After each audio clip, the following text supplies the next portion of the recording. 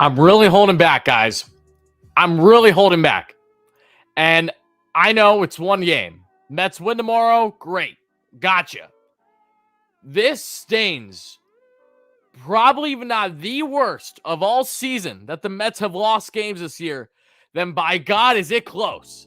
And like I said, as I said the last time we did a rant stream, this will not be something that is appealing to the masses for Mets fans out there that are looking for straight positivity, and I apologize in advance. However, I will emphasize, by all means, what a brilliant outing it was for Mad Max Scherzer tonight, who was, by all means, the only positive from tonight's outing that cannot be brushed aside by any stretch, even though the Mets and their abysmal offense decide to do just that. Us Mets fans need to appreciate what was magical, and that was Mad Max coming out tonight and being an absolute stud. But guys, I got so much to say. I have so much to rant about. I'm absolutely flabbergasted. I'm beyond pissed off from the Mets losing tonight 1-0 to the Cincinnati Reds, one of the worst teams in all baseball. The Mets can't even muster one measly effing run against Cincinnati in the batter's box of Great American in Cincy, no less. I do not care that you had a rain delay that started the game, I don't know, 50 minutes later than expected?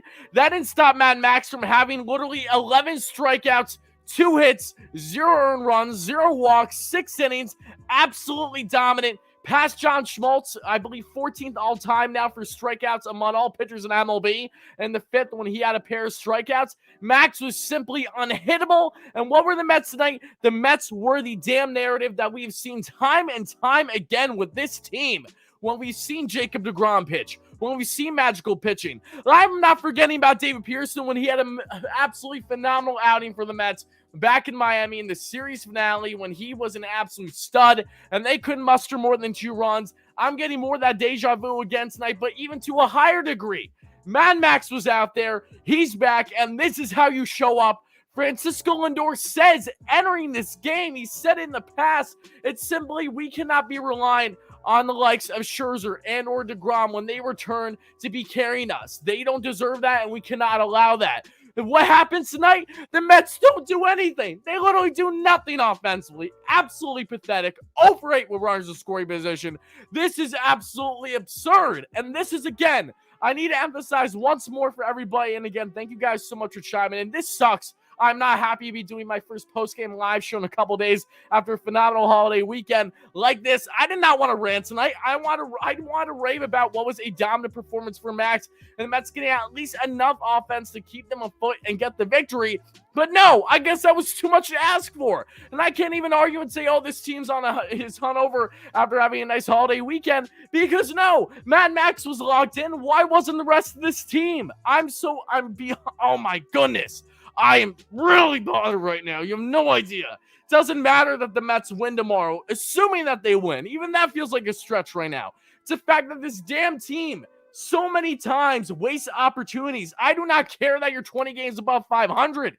These are games that you're supposed to win. Must win against a no-name young southpaw on the bump with a roughly 6 ERA. I know it's inflated, but for Nick Lodolo on the bump. And what do? We make this guy look like freaking Randy Johnson. I can't. This is such a pathetic narrative that has continued with the Mets and not being able to hit subpar pitching, not able to hit subpar bullpen, and not even able to muster up one measly run against a bottom feeder in that batter's box again in the Cincinnati Reds. Absolutely pathetic.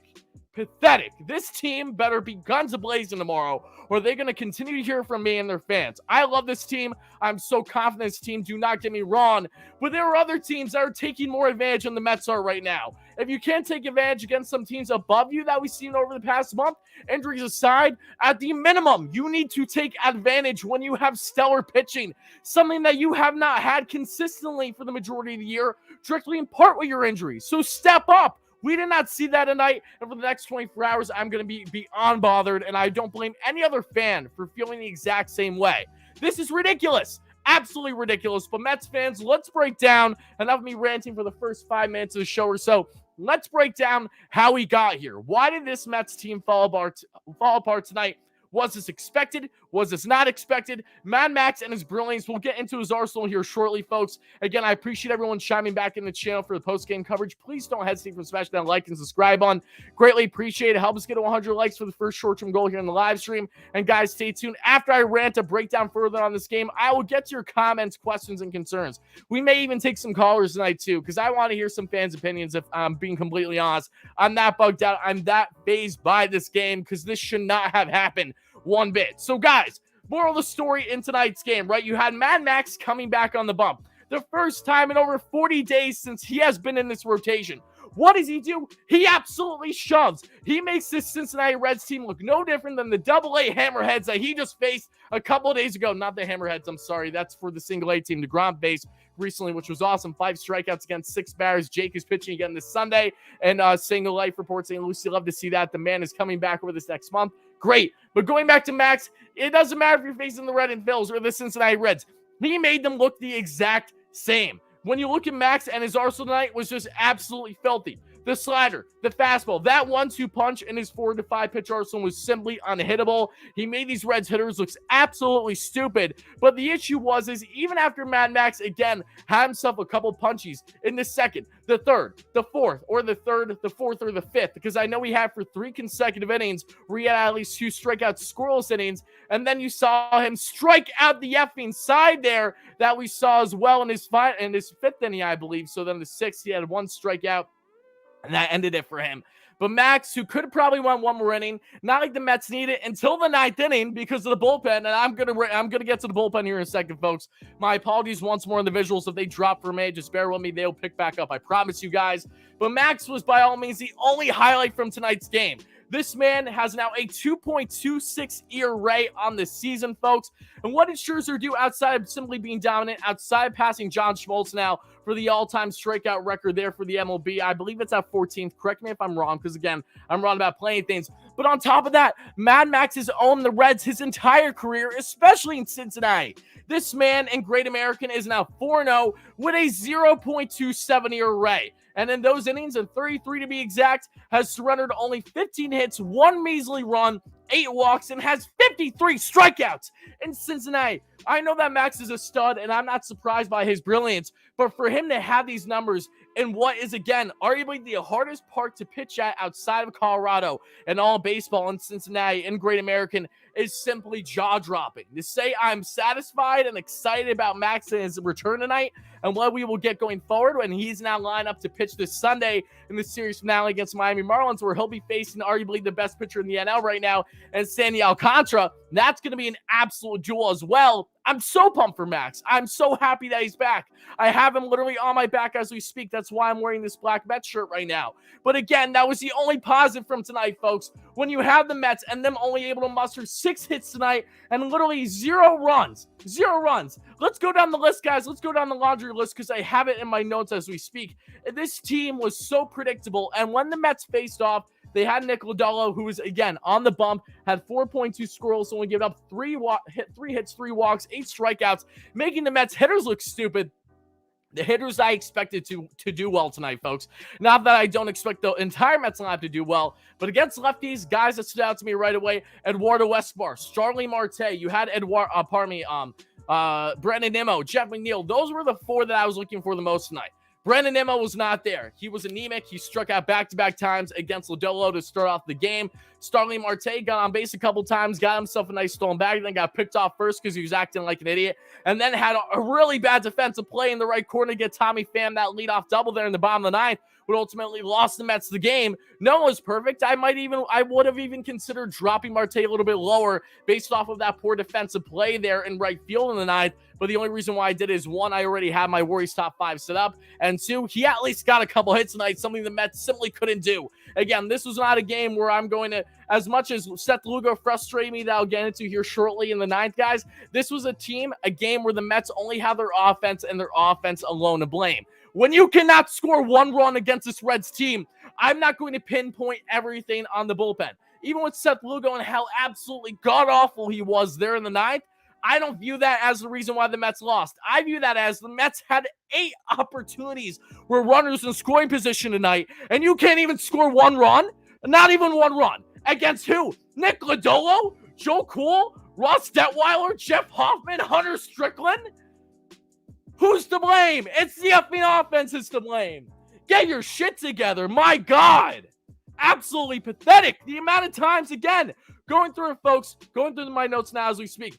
Mets, they had in the first. Marte had a single, stole second base, and then Lindor and Alonso struck out after Nimmo struck out there in the first. Alonso, I don't know what it is with Pete, and again, I love Pete, don't get me wrong. I'm talking in frustration and emotion based off tonight's loss, but don't get it twisted. He's one of my favorite players, will always be. But Alonso, he has been anemic against southpaws this year, something that you should not be getting from your top slugger in your lineup that is a right-handed bat. This man is batting just over 200 against lefties. Not that batting average means everything, because it doesn't, but especially against no-name lefties. Literally guys that are literally like bullpen relievers that are either spot stars or coming in as a rook. For whatever reason, Alonso, slider down and in. God forbid that happens to him because he has no chance. He looked absolutely pathetic at the plate today, as did the majority of the Mets hitters. J.D. Davis, the hard hit rate cane, that's all the guy is. He's a ground ball cane. Couldn't even do that, striking right through fastballs. The Mets acquiring a DH could not come soon enough. I'll be describing it soon in my next podcast in a couple days. And as I've discussed on the channel already, give me a Trey Mancini. Give me a Josh Bell. Give me a Brandon Drury on the other side that hit the 3-run bomb against the Mets yesterday. The Mets need more offense in this lineup. When you don't have everyone in the catching position and the DH, that is not going to amount to success. It is literally automatic outs almost on a nightly basis with these spots, folks. Regardless of Dom hitting the ball better as of late, he wasn't live today. Doesn't change the fact that J.D. Davis, these guys are so inconsistent, I can't stand it anymore. And I know that the Mets can't either. So now it's just a matter of how much longer is it going to be for this damn team to get themselves together and realize that, okay, we need to acquire someone. Are they going to go for an in-house move? Mark Vientos, is he going to be called up? Well, I guess we'll wait and see. I'm not going to get my hopes on, though. Francisco Alvarez, Mets' top catching prospect, arguably the best prospect in baseball. He's up in AAA, won 1 for 3 yesterday with throwing out a guy at second. His first start there at AAA. I don't expect him with the Mets just yet. I think that's far-fetched. So what are the Mets going to do externally? What is it going to happen? It feels like a ticking time on at this point because it's absolutely ridiculous how pathetic the Mets are on a nightly basis at the DH and or both, more often than not, catching position.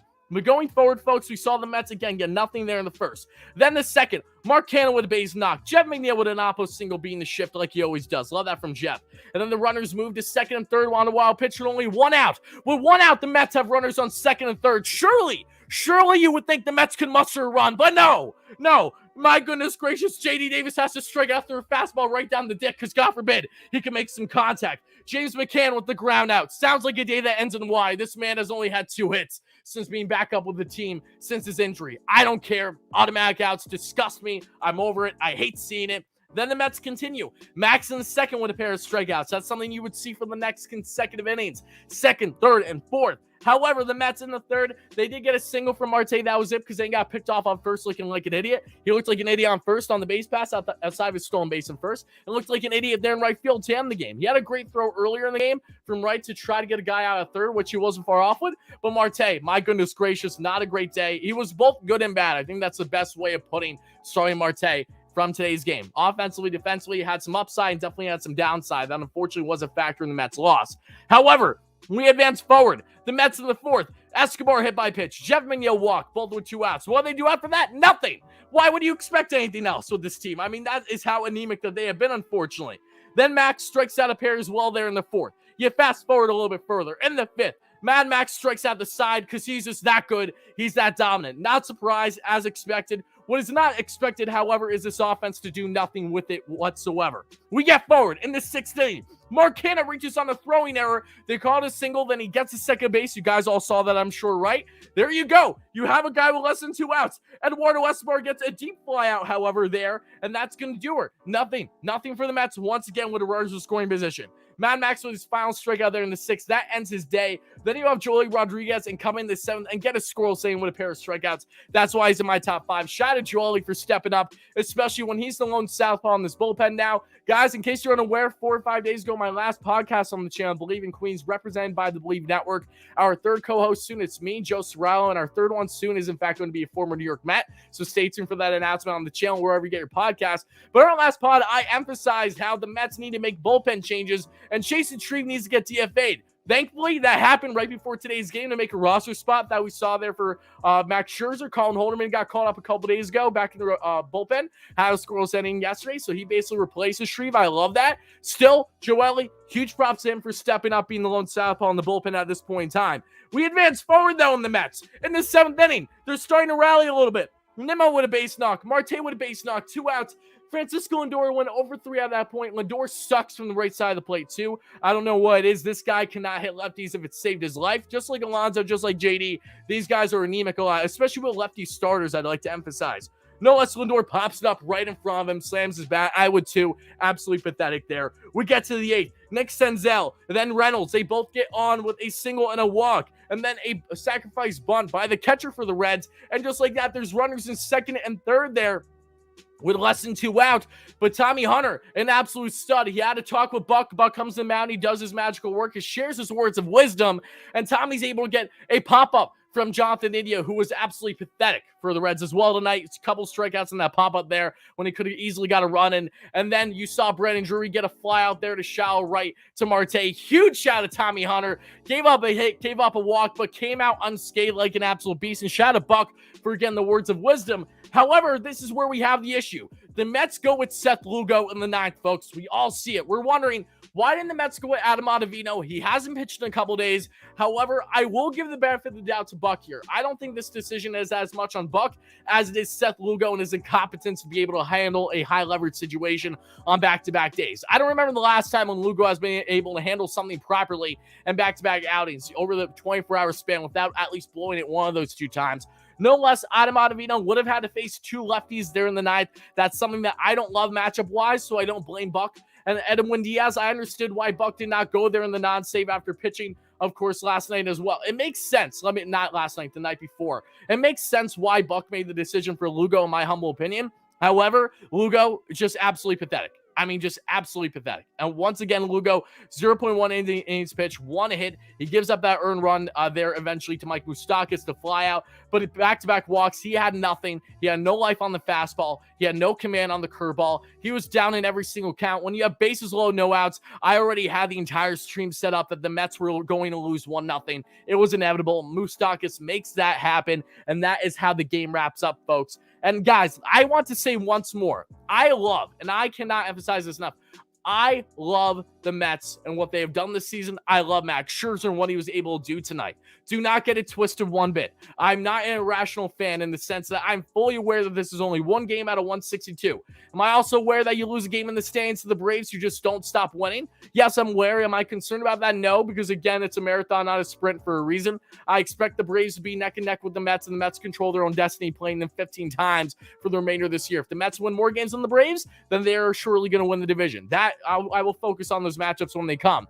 However, putting those things aside, what I'm fully aware of is the fact that this Mets team, when you have, again, one more time for the people in back, Mad Max Scherzer to return this rotation and give you arguably his best outing of the entire season, and for you to simply lay an egg offensively the way that you did tonight, I don't like anything short of a win tomorrow is, I don't know. I might throw my computer. I got to be honest. It's just, these are teams that you're supposed to be sweeping, all right? And I'm not going to try to sound like a hypocrite. I would also like to emphasize, too, I'm not someone that believes that sweeps will make or break anything whatsoever. I've said that time and time again. Series wins will dictate everything for the Mets this year. However, when you are on the easiest month, second easiest month of your season here in July, first easiest schedule-wise is in September, I expect you to start to dominate the lesser teams, okay? So when you do not dominate those lesser teams, let alone get one damn run against these Reds, naturally as a fan, I'm going to have every right in the world to be pissed off.